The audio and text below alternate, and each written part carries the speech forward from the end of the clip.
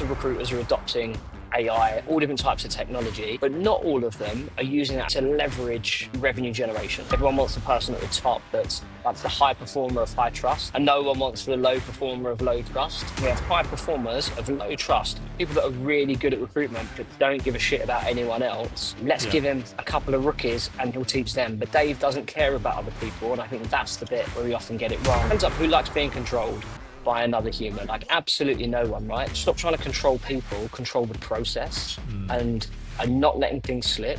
We have like this cycle of learning, and the starting point is unconsciously incompetent. Like, you don't even know what you don't know. So putting someone into that scenario, it's you're teeing them up to fail.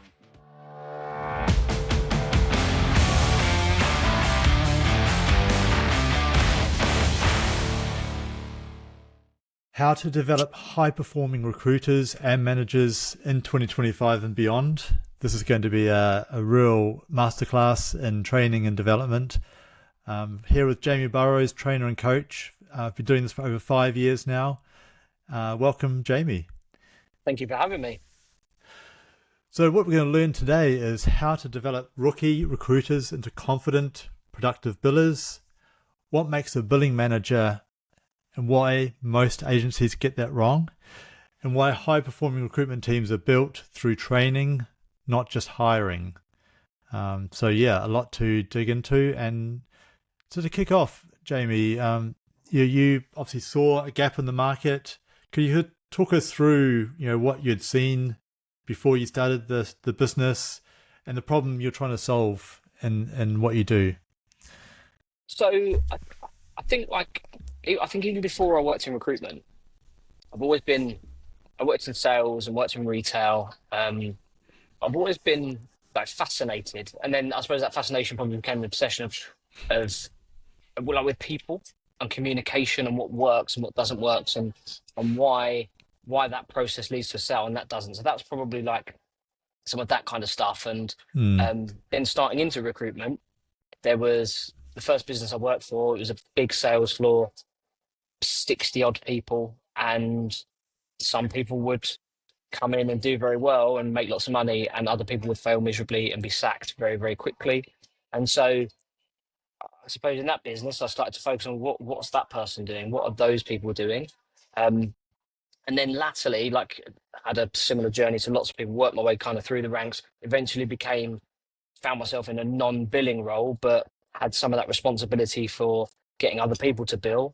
And so that's kind of where I not fell into training, but that took up a large part of my working day was either training or developing recruiters. And when the time felt right, that made a logical sense to make that my business, seeing as that's what I was doing. Towards the end of my proper recruitment career, I was working for a large organization, over 100 consultants. I found myself spending more and more time training and developing people, which wasn't actually my role. I was meant to be a sales director. But actually what I found myself doing was upskilling, training and mentoring people. And I see from LinkedIn, you started the company December 2019, not knowing what was ahead of us only a few months later. I'm curious, obviously a lot went hybrid, a lot went remote. How have you found the way people are receiving training or coaching through that time, but also, as we went through the peaks of 21 to 23 in recruitment, and then obviously it's slightly different environment, shall we say, today? Yeah, it's been a bit of I think like the word journey is overused, but it's been interesting. Like, it was December 2019. It felt like the perfect time. I could spend December like building these training programs, get into January, do some BD, and did that. And the business was all like, it started really, really well. And then obviously COVID hit, and I essentially lost the business. Like, I had no business left, because like the initial thing was everyone went on furlough. I think it was a panic from most businesses. They certainly weren't, like, all the training we had for team I had booked team got cancelled. So it was a weird kind of time there. I was in that, there was I don't know, this isn't a sob story. There was 5% of people at the time that weren't entitled to any funding, any grants, any support. And I was one of those 5%. Wow. But look, it was what it was, and Yeah. coming out the back of that, the other side of that was, we've had a great ride, and I suppose I've almost resisted what some people have embraced, and I think that's cool, and that is to move everything online. And so over 90% of all the training that we deliver is still in person, and that's like it's supplemented with Mm. one-to-one coaching online, catch-up sessions online. The work that we do in South Africa and the US is online. Right. But in terms of in the UK, 90%, like I've got another guy that works alongside me. He's flown out to Dublin this morning from London to go and deliver some training there.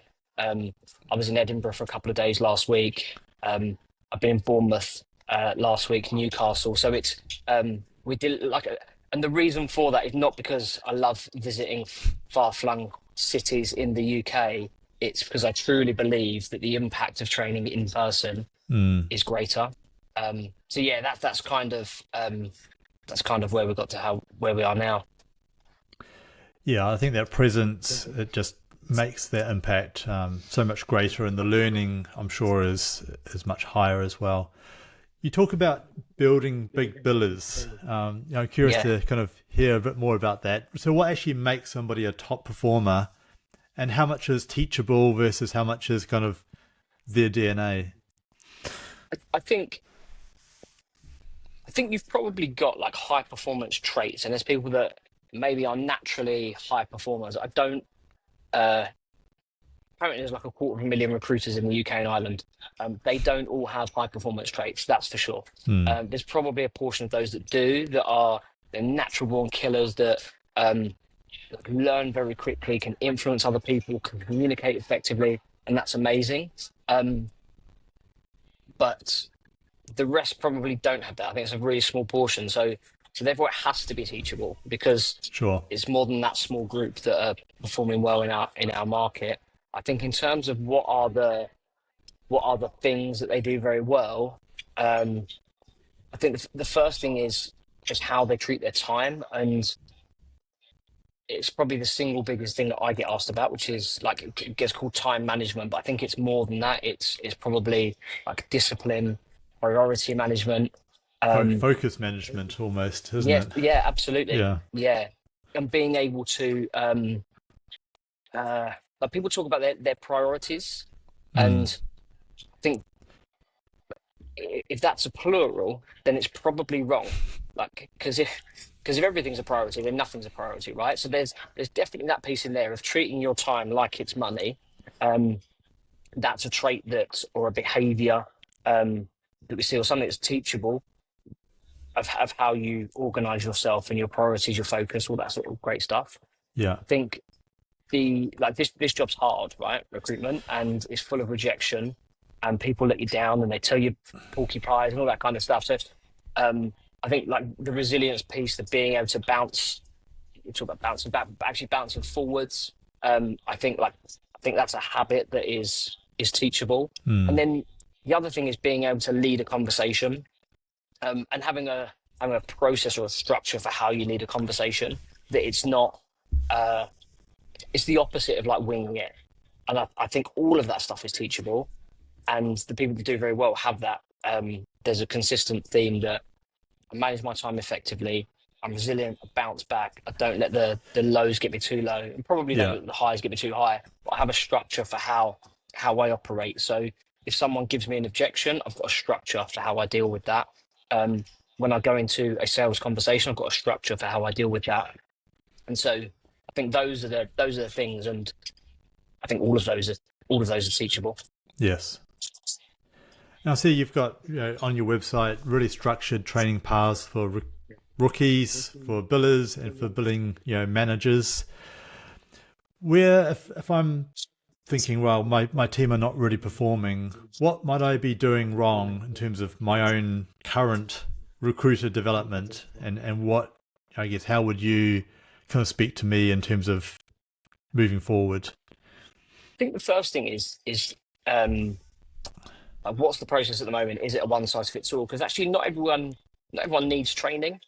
So quite often when we're talking to if we're doing like a train the trainer type Yeah. exercise, or which is not just for actually people that are called like head of training, trainer. I think every sort of billing manager, leader should all have that kind of that they should be exposed to that. But when we look at that, we look at the difference between training, mentoring, and coaching, because there'll be people in your team that need training, and that's where you tell someone what to do. This is how you structure a sales call. You do this step, this step, this step, this step, and then you close at the end, right? Yeah. That's a training piece. Now the it almost sounds like I'm going against what I'm saying here, but training isn't always a good thing, because by its very nature, telling someone what to do disempowers them, so you get less buy-in. But there are times when people need training, right? So some people need training. Some people don't need that. They need mentoring. And the role of a mentee is, I have more experience than you.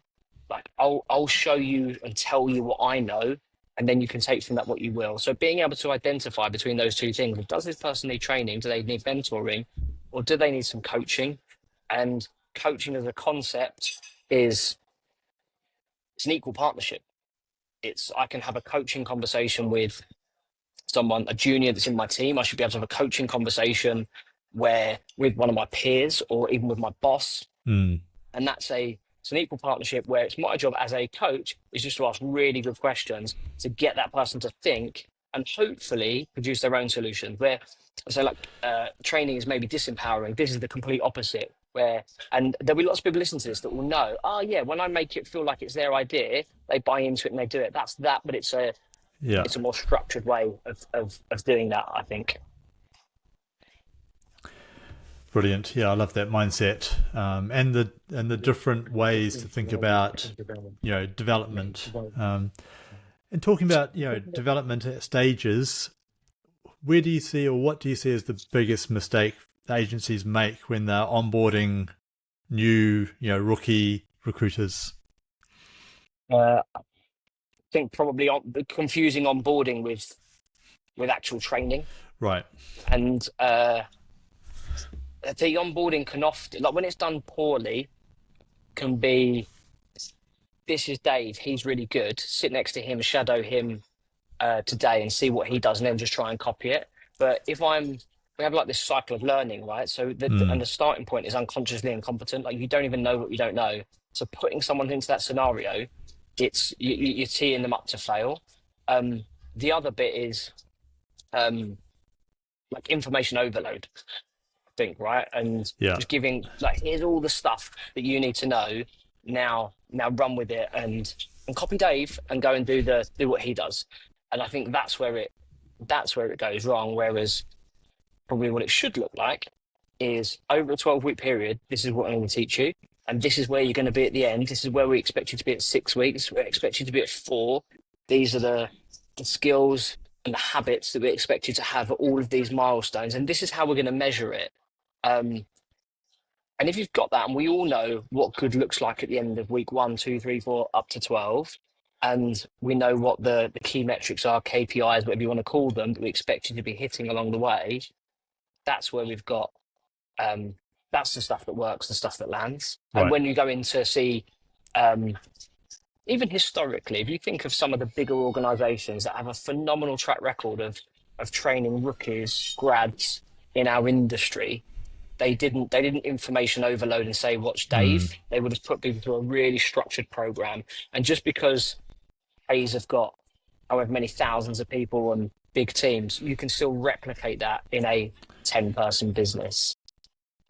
Yes. Yeah. And when you think about, all of the thousands of recruiters that you've seen, is there like an underrated skill that you've seen really help, top performers achieve, their billings? That's a really good question. I think like the immediate thing that springs to mind is like process and control. Having, like I kind of alluded to earlier, having a process for everything you do.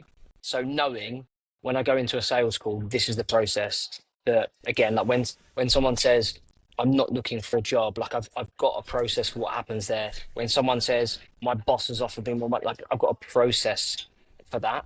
And I think the other thing, and maybe it connects together, is like being able to control a process. And like we have like candidate control and we have client control in recruitment, and it's nonsense. Like you can't control another human being. Right. And that's what too many people spend their time trying to control another. Like, hands up, who likes being controlled by another human? Like, absolutely no one, right? So stop trying to control people, control the process, and not letting things slip. And yeah, I think those are things. Being able to control the process of a telephone call. Like, what's the structure of that? So those are the things, really. Yeah. Moving up the kind of maturity curve, what makes a great billing manager, and why do some agencies promote often the wrong person? I think, Simon Sinek's got a really nice video on this, about promoting the wrong people. And it happens, he talks about it in business in general, but I think it happens probably in our industry more than any other. And he talks about this axis of trust versus performance. And he's got it from the Navy SEALs, right? Yeah. That if you say like this is the level of like trust and this is how they perform, and everyone wants the person at the top that's like the high performer of high trust, and no one wants the low performer of low trust. So, but in the Navy SEALs, they'd rather have someone that's a medium performer of high trust than someone that's a high performer of medium trust. And they talk about it like trust and performance of, do I trust you with my life? That's like performance on the battlefield type stuff. But the trust is like, do I trust you with my money and my wife? And I think like that's where we often get it wrong in recruitment, that we have high performers of low trust, people that are really good at recruitment but don't give a shit about anyone else. And we go, Dave's amazing. Let's give him a couple of rookies and he'll teach them. But Dave doesn't care about other people. And I think that's the bit where we often get it wrong. And so that's the negative side, I suppose. Yeah. But like, who are the people that get it right? They're the people that they care about the team's number and the individual just as much as their own billings. And they're happy maybe to sacrifice to go from like number one performer, hero in the organization, to like a coach and a leader. And it's a different, and I think we've actually got better at it as an industry of taking people that maybe aren't, not necessarily the very best biller in the world, but they're a natural leader of people or a better leader of people, and putting those people into those positions. Yeah, it's we're dealing with people, and there's external pressures and internal competition in a lot of agencies. Thinking about going forward into 2026 and the future of recruitment, training, enablement, what do you think are the biggest kind of things that agencies should think about, or where the industry is heading, with more technology coming on board, AI, automation, the market, the economy? There's a lot to deal with. What are you seeing as, what should the best agencies, or those that want to really compete and win in 2026, how should they be thinking about training and enablement? From what I've seen in the market over the last, we're at the end of September here, 2025, over the course of this year, maybe over the last 12 months, right? I think the agencies that I've seen do well, that I think are ready for 2026, 2027 and beyond, is their expectations of their recruiters are probably higher. And I'll just give the opposite side of that. There's still some businesses that have the same expectations in terms of target number generation, revenue generation, as they had 5 years ago. And the market is like, just inflation alone tells you that can't possibly be the case. That's without taking on board like salary expectations now and living wage and NI and on costs and all that kind of stuff. So I think that's a thing. I think the other thing I've seen a lot of is lots of recruiters are adopting AI, all different types of technology, but not all of them are using it as to leverage revenue generation. So Right. some have gone, we're investing another £500-600 per month per head to give our consultants all these amazing tools. And in return, we're getting our consultants to bill an extra £5,000 a month. Like that's a good investment and Yeah. return. However, I'm also seeing businesses that are going, we've invested another 500 quid a month in all these tools and technologies, and our consultants are sitting there going, this is great because now my job's just a bit easier. And like that's not Right. future fit. It's yeah. So who are the agencies that are going to do well? I think it's obviously the first example of that. Got high expectations of people. Mm. Um, are probably at the moment are probably pretty lean and not carrying any fat or dead weight, but also they're using technology to enable their recruiters to bill more money. And I think being really like open about that is that Yeah. we've got this amazing tool. My expectation is that this is what it does for you. We've got this really cool tool. I'd expect you to use it to make more money for yourself Mm. and for the business. I love that. And, to some extent, it's quite a surprising thing for you to say is, particularly when there's so much kind of negative vibe in the market for you to say, right, you need to expect people to do more. Yeah. But really, as you said before, it's leaning forward. It's really, taking advantage of the technology, of the modern approaches that are out there, like what you provide. A lot of tools help agencies become more effective and efficient. So yeah, Put I think myself it's into that bracket, by the way, as well. Like if yeah, like go into an organization and they say we're going to invest 15 grand in training, like it's perfectly reasonable for them to go, what are we going to get back? right. And if they don't get 45, 60, 100 grand back across their team, I think they're well within their rights to go, that doesn't work. Mm. So I think any investment in your business has got to, and maybe this is where like in that beautiful boom period of 2021, 2022, people probably were a bit more frivolous with money and yeah, we'll try that tool out and not measuring ROI. Yeah, Like you've got right now, the way things are, I think you need to be getting return on investment for everything that you do. 100%. Jamie, it's been great to talk through. Just a few wrap-up questions, quick-fire questions. Oh, okay. A training method or model that you swear by? A training method or model that I swear by is coach habits, not outcomes. I think, Nice. especially with like people early on in their career, like Yeah, coach the habits that you want to coach the behaviors and the inputs that you want to see, not the end result. love it. One thing rookie recruiters should stop doing. Waiting to be ready, and I mean that like specifically for rookies. I think we see people like over preparing for a call only for the candidate not to answer, Yeah. or not picking up the call and pulling great lead and then not calling that manager because they're not quite ready. They don't Mm. know that organization inside out and back to front. Stop waiting for be ready to be ready. Like this job often it rewards action rather than perfection. Awesome. These are gems. Love it. Any go-to book, podcast, or resource around, that might help just recruitment training? Do you know what? I'm a really big reader, and I find this a hard question because I think information is probably I don't think it's ever been so readily available in the Mm. history of human beings. I think there's a couple of books that I think if you recommend a book for a recruiter, I think there's a couple. There's one by a guy called Daniel Pink called "To Sell Is Human," which I think Yep. is just full of nuggets. It's nothing to do with recruitment. It's a business and psychology book, but there's a ton of learnings in there. And then another one that I'm sure lots of people would have read, but it's called "Never Split the Difference" by Chris Voss, and he's a former FBI hostage negotiator, and there's some amazing stuff in there for around negotiation, but a load of stuff just that you can implement into your sales process and your communication, and those would be my top two, I think. Awesome. Yeah, they're both great books. Chris Voss also has a podcast, which I'd also Yeah. recommend.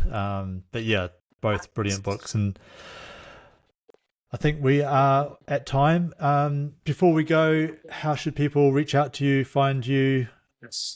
I'm pretty active on LinkedIn. That's probably the easiest way to find me, Jamie Burrows. And yeah, get in touch through LinkedIn. And they Awesome. can also, obviously, I should probably plug my own podcast, Amplifying Recruitment. Like, come and listen to me and some amazing people on there as well. I did have that on my notes, so thank you for shouting that out because I did miss that. But yes, I will drop that in the show notes as well, and I've got that on my playlist as well. So look Top forward man. to hearing you on the other side of the microphone. Brilliant. Jason, thanks for having me. Thanks, Jamie. Thanks, everyone.